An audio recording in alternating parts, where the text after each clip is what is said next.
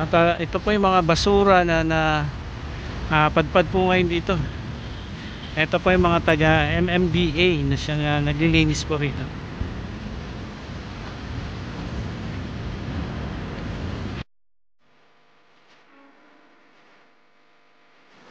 Gano'n na high tide, no? Ay, mga isda, mga nangamatay. Ayan, no? Sa tindi ng lakas ng alon na na.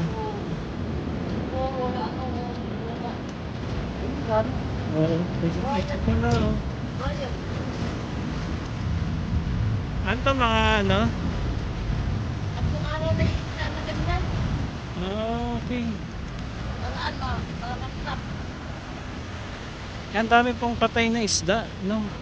Gawa nga po ng ano, bagyo.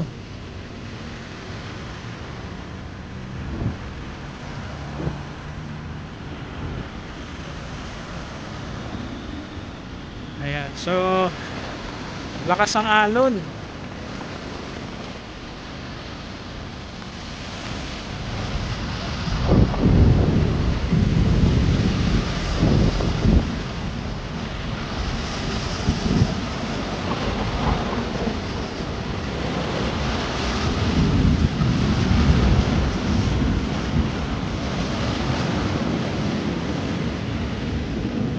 Yan, patuloy po yung paglilinis ng ating mga taga MMDA dito po sa Dolomite Beach. Nakapasok na yung tubig sa lakas ng alon, ano? Mataas na to itong tampak ng Dolomite, pero dahil nga po sa lakas ng alon ngayon, ayan po, nakapasok na rito sa loob yung tubig dagat.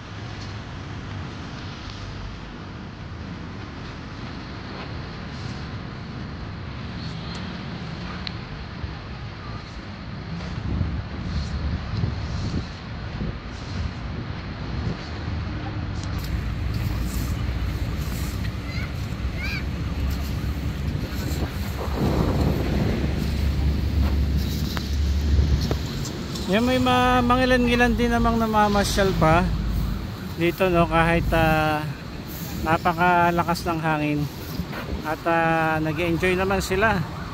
Ayun, no.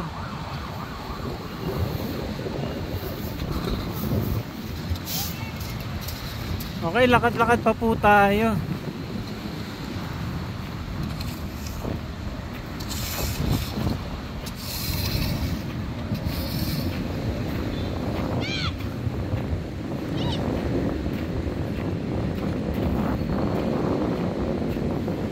Ang daming mga patay na isda na nandun ngayon, ano, nasa tabing dagat at nakapasok na rin dito pala sa loob ng Dolomite, oh.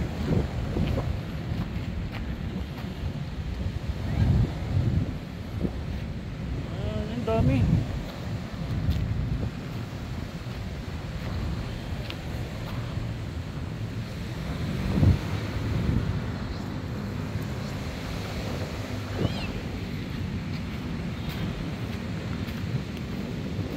Dahil nga po sa bagyo, no, at hindi pa nga rin po nakakalabas ng ating bansa ang bagyo.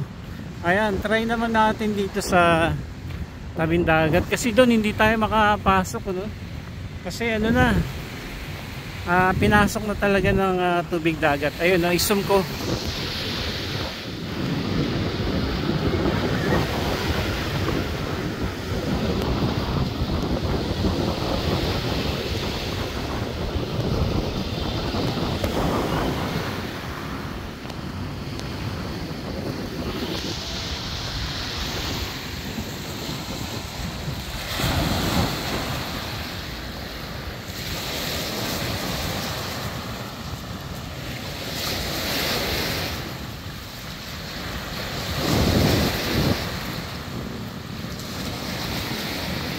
By the way, pakita ko yung ano yung ongoing reclamation project, yung operation ngayon dito.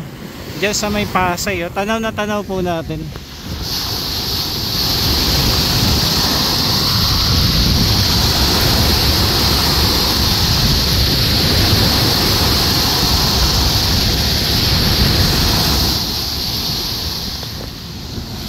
Okay, lakad-lakad pa tayo.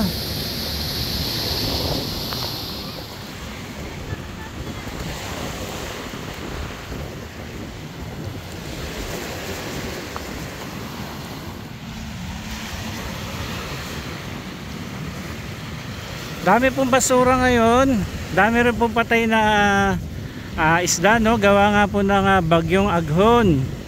Pero papalabas na raw po, no, ng ating bansa. Kaya't medyo maliwaliwanag na. Bagamat wala naman ng ulan. Pero maano po, malakas pa rin ang alon. Hampas ng alon, malakas ang hangin. So ito po yung mga basura na kapag ganitong may bagyo, ayan, matik po yung mga basura na mapapadpad dito sa Dolomite Beach at sa buong kahabaan nitong Baywalk.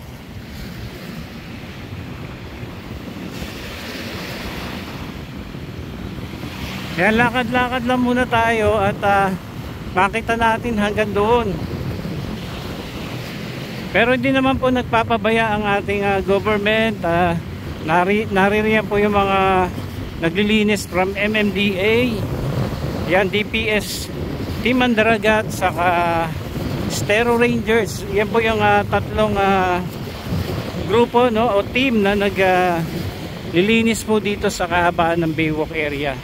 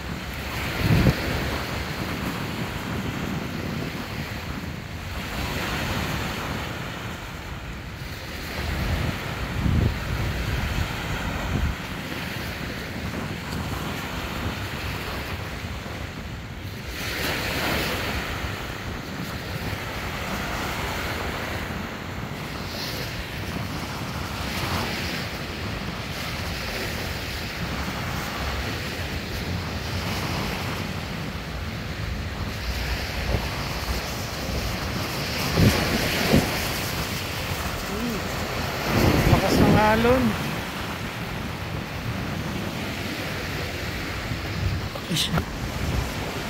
Nadapat. Nalisod tayo.